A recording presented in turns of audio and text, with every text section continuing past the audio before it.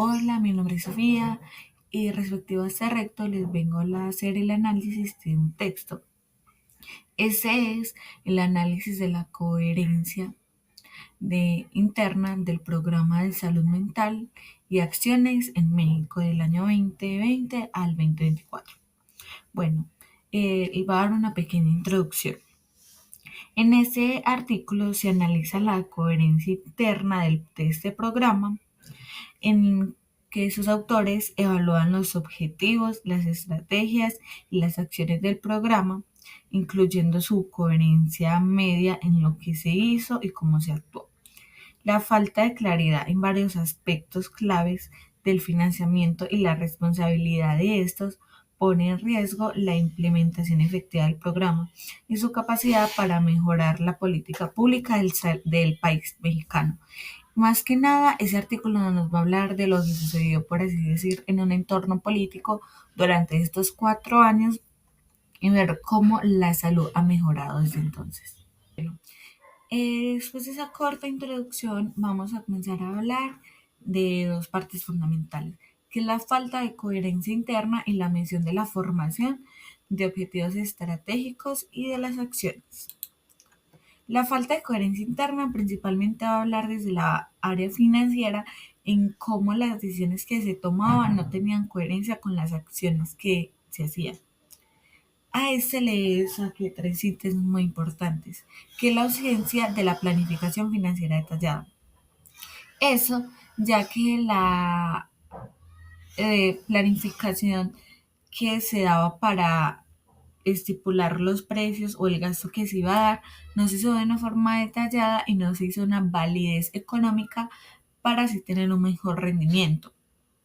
Entonces, gracias a que no hubo esa planificación detallada, hubo varias deficiencias en la hora de comprar lo que es vacunas, medicamentos o pagar a los distintos médicos que hacían su labor social o su ayuda a las otras personas. El otro ítem es el mecanismo no claro para la gestión de recursos. Este programa no especificaba los mecanismos de los recursos y así daba una dificultad a la reducción de las distintas cuentas y de las evaluaciones de los fondos públicos. Es decir, que no había una claridad, ya que como no hubo una planificación financiera detallada, no había claridad en cómo se podían gestionar los recursos que se tenían, tanto de manera financiera como en los recursos de medicamentos, entre otros. Las acciones limitadas y retóricas, que estas eran las que no cumplen los presupuestos asignados ni responsables definidos. Ya como hablamos anteriormente de la planificación financiera, esto llevó a que las acciones que se hacían con pocos presupuestos o como no tenían un presupuesto definido, se podía gastar mucho de lo que también le podía pertenecer a otras partes. Es decir, que la falta de coherencia interna llevó a un desequilibrio económico para los bienestares de las personas a las cuales acudían a estos lugares.